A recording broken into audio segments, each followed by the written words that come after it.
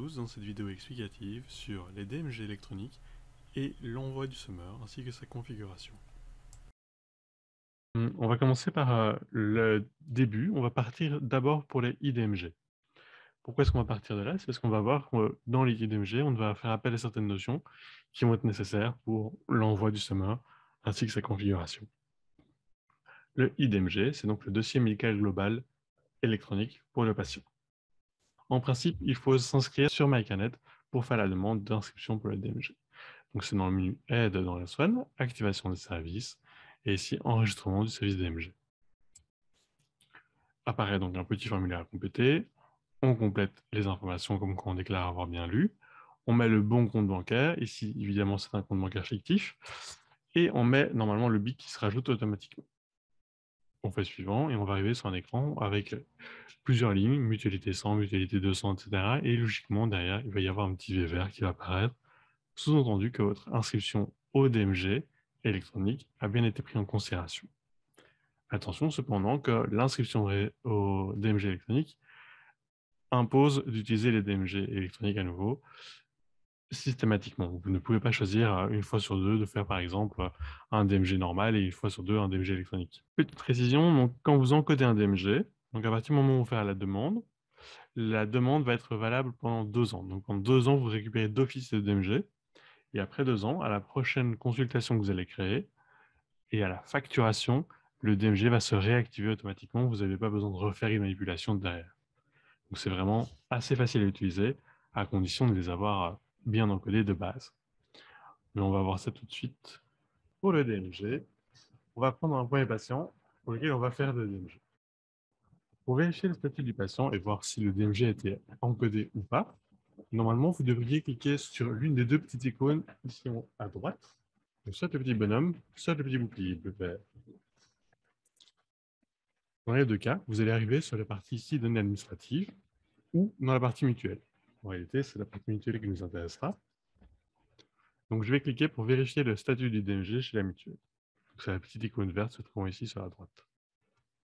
Je clique sur OK. Et là, donc, du coup, je vais recevoir la fenêtre qui me propose en fait de faire le lien thérapeutique et donner le consentement. Alors, qu'est-ce que c'est que le consentement et le lien thérapeutique? Le consentement, comme son nom l'indique, c'est l'accord du patient pour que ces données médicales soient exportées sur le réseau de santé. Wallon, bruxellois, flamand, qu'importe, mais que les données soient accessibles donc via le réseau de santé par d'autres médecins ou d'autres prestataires de soins. Et donc, pour faire cette demande, c'est facile, on va cliquer simplement sur déclarer, on clique qu'on a bien pris connaissance, on confirme, et en dessous de ça, on a les liens thérapeutiques. Alors, les liens thérapeutiques, c'est simplement la clé d'accès aux documents qui sont du coup stockés sur le réseau de santé, donc sur le hub. Si vous n'avez pas de lien thérapeutique, pas possibilité d'accéder au hub, par exemple, ou à faire un summer, mais on va y arriver tout de suite après. Donc ici, on va juste mettre un lien thérapeutique. Normalement, il faut lire la carte d'identité. Ici, je n'ai pas de carte d'identité. Par contre, j'ai le numéro de la carte. Donc ce que je vais faire, je vais mettre une raison, problème technique par exemple, qu'importe. Et ici, automatiquement, il va vous proposer soit de mettre un numéro de carte Easy+, soit le numéro de la carte d'identité directement. Ce numéro-là, je l'avais déjà complété au préalable dans mon dossier, donc il se reprend ici. Je fais OK.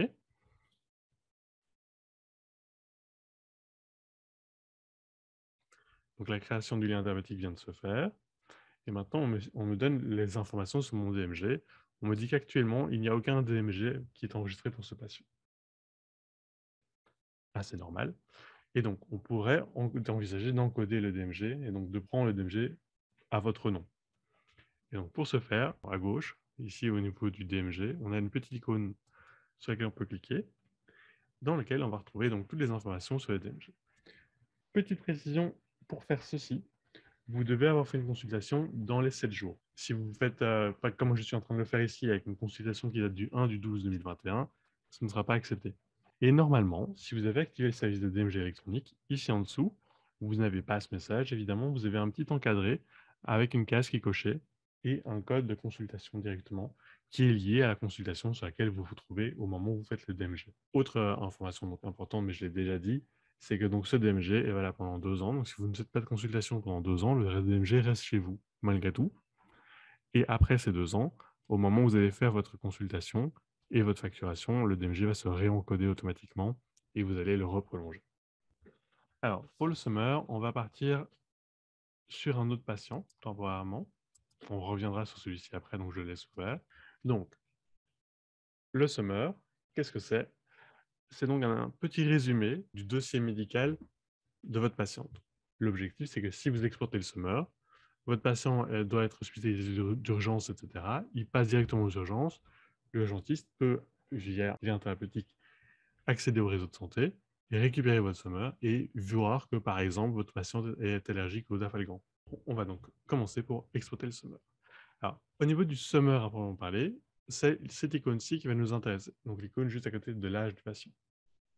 Cette icône, il existe deux versions. Soit vous avez celle-ci, donc il n'y a rien de particulier, elle est juste grise. Soit vous avez la même avec un trait rouge en diagonale. La différence, c'est que quand vous avez le trait rouge, c'est que vous n'avez jamais exporté de summer depuis cette base de données-ci. Donc, j'arrive sur mon dossier. Et là, du coup, j'ai la possibilité de faire exporter le summer. On va donc arriver sur cet écran-ci, sur l'écran d'export du summer, contenant donc pas mal d'informations. Ici dedans, on a donc, comme je disais, plusieurs éléments. On a donc les diagnostics, ou des éléments de soins ou des problèmes, les antolérances, les antécédents, intolérances médicamenteuses, allergies, circonstances, etc., ainsi que les décisions du patient. Pour compléter ces informations-ci, ou pour modifier, on peut cliquer sur le bouton « Configurer » ici en bas de votre écran. On a des sections. Les sections correspondent donc à chaque item qui existe déjà. Donc ici, par exemple, on a le diagnostic dans lequel on voit qu'on a appréciation, diagnostic principal, etc. Si on clique ailleurs, on peut voir par exemple intolérance médicamenteuse, qu'on voit les intolérances médicamenteuses. Et donc, on va simplement cliquer ici sur la petite fleur blanche et rouge. C'est la configuration des items. Donc, c'est vraiment pour modifier le contenu qu'il y a là-dedans, pour dire je veux telle ou telle information ou je ne veux pas telle ou telle information. Donc, pour ne vraiment jamais les prendre en considération. Je vous montre tout de suite. Donc, ici, par exemple, je vais désélectionner le diagnostic principal.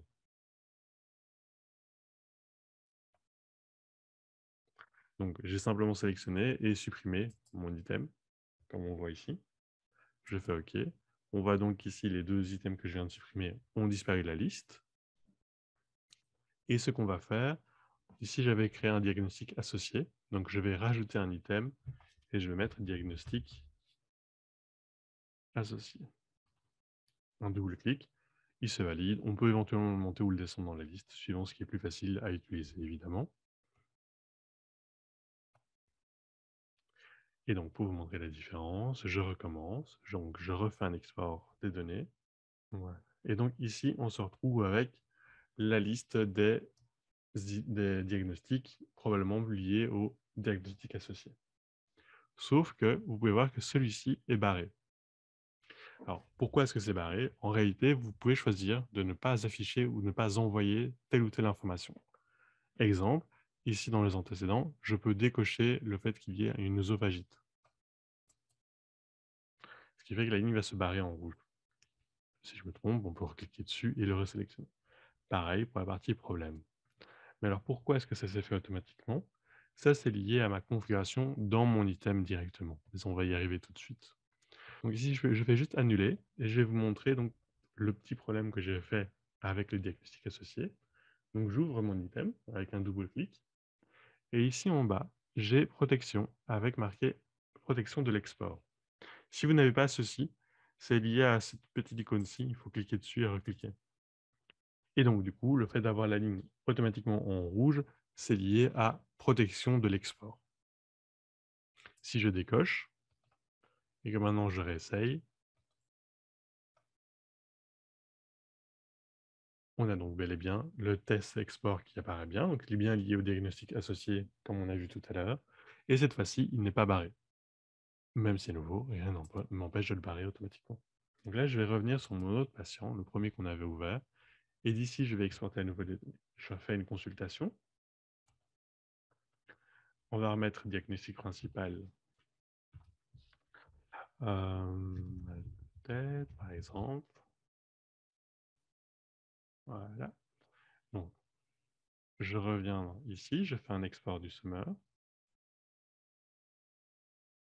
Alors, vous avez pu voir qu'il y avait un message qui me disait qu'il fallait que je sois responsable du DMG pour pouvoir faire le summer. Et donc, ça, en fait, c'est lié au...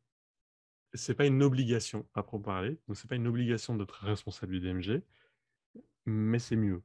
Dans le sens où, quand vous allez exporter un summer, vous allez écraser les données du summer précédent.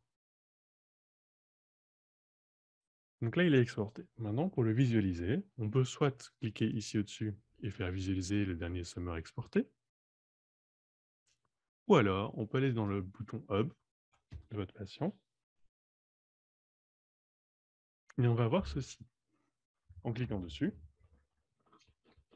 on va voir la possibilité donc de l'intégrer et de le visualiser.